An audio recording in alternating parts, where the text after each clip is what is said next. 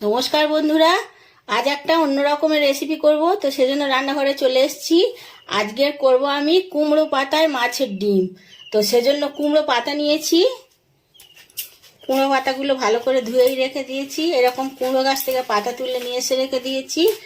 আর মাছের ডিম আছে কিছুটা।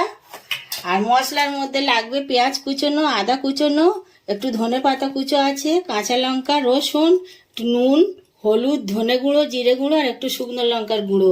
তো এই দিয়ে হয়ে যাবে কুমড়ো পাতায় মাছের ডিম। তো প্রথমে যেটা করতে হবে, কুমড়ো পাতাগুলোকে তৈরি করে নিতে হবে। এই পাতাগুলোকে একটু নরম করার জন্য আমি গরম জলে চুবিয়ে নেব। উনুনে গরম জল বসিয়ে দিয়েছি। এই পাতাগুলোকে ধুয়ে তুলে নেব।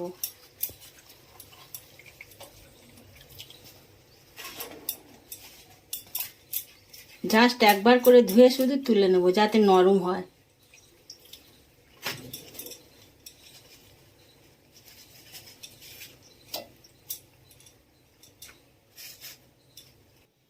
তো সমস্ত পাতাগুলো আমি গরম জলে চুবিয়ে নিয়েছি। এবারে মাছের ডিমের মধ্যে সমস্ত মশলাগুলো আগে মাখিয়ে নেব।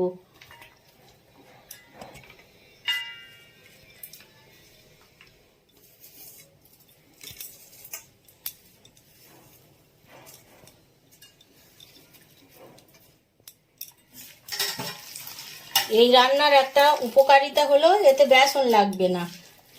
বেসন না হলে এমনিতে মাছের ডিমের বড়া ভাজা যায় না, ফেটে ফেটে যায়, কড়াই ছিদ্র। তো এই কুমড়ো পাতাটা হলো সেটার গার্ড। খুব কম তেলেও হয়ে যাবে, কম সময়ে, আর বেসনও লাগে না। তো মাছের ডিমটা ভালো করে চটকে নিয়েছি। এবারে পাতাগুলোকে রেডি করব।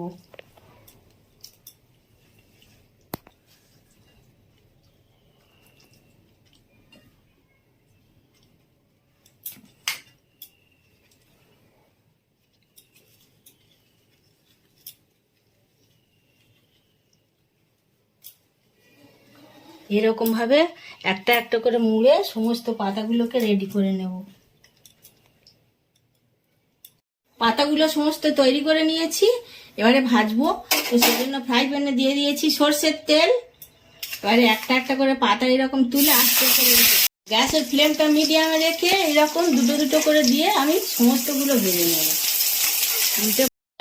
তৈরি হয়ে গেছে কুমড়ো পাতায় মাছের ডিমের বড়া। তো কেমন হয়েছে আমি একটা কেটে দেখাচ্ছি। ভেতরটা আবার কাঁচা টাঁচা থাকলেও থাকতে পারে। এই দেখুন কি সুন্দর হয়েছে, একটুও কাঁচা নেই। কম তেলে কম মশলায় তাড়াতাড়ি তৈরি হয়ে গেছে কুমড়ো পাতায় মাছের ডিমের বড়া। তো ভালো লাগলে অবশ্যই একটা লাইক করবেন।